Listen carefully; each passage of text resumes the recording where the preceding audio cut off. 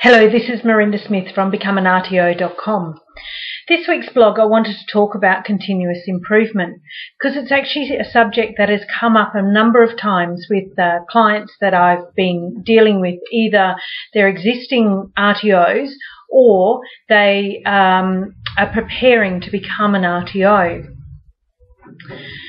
So what is it that you need to have in your RTO to show that you have continuous improvement? And that's the question I've been asked. But let's look at it another way, and let's look at what is it that you're doing every day and you're getting feedback from and you're learning lessons about that you could actually probably improve. For example, in your training and assessment, are you receiving feedback on how the training's conducted and assessment and how that's conducted? Is the feedback open, allowing you to open your eyes to perhaps improving your systems or something that you're doing in a better way? Is this improvement going to be make you a quality training organisation? Now, continuous improvement might not just come from feedback from your students. It could be when you go out and talk to your clients and you're asking them about the learning and assessment that you're delivering and the outcomes that it's providing them with their people.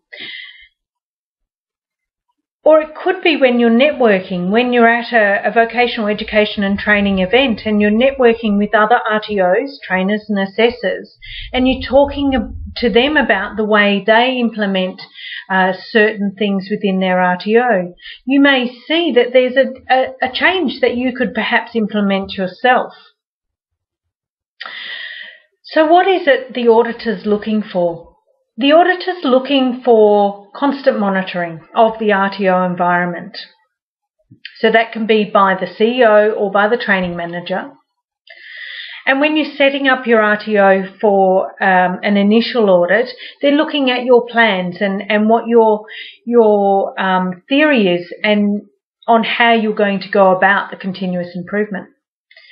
Once you actually are an RTO, the auditor's looking at the way you review your policies and procedures, the way you take this feedback and you act upon it, and the way you make it comply to the AQTF standards. So how do you record all of this? Well, the best way I've found is to have a register, a simple spreadsheet on Word or an Excel or whatever you want it to be. And you just, every time you identify an action that can improve the quality of the outcomes of your RTO, you type it in or write it in, handwrite it if that's how you want to go. And you type in the action that needs to be changed and then what you have done and the date, who did it, and that's it.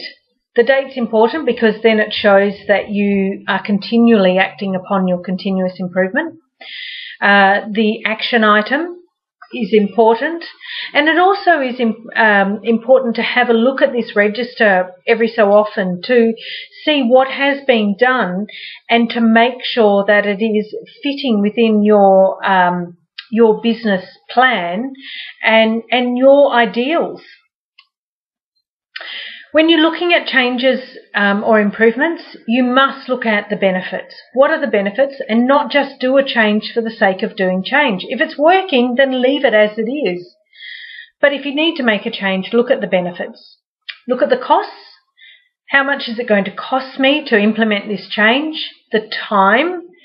And does the cost and the benefits outweigh the cost and the time, do they outweigh the benefits? And look at the techniques and the information that is used to facilitate the new arrangement. So in all, it's about looking at your clients, your students, your target audience, asking them, is it working? If it's not, then coming up with a better way of making it work if it fits within your budget and your time frames, and recording it. All of that will be well liked by your auditor. Until next time, this is Marinda Smith from becomeanrto.com.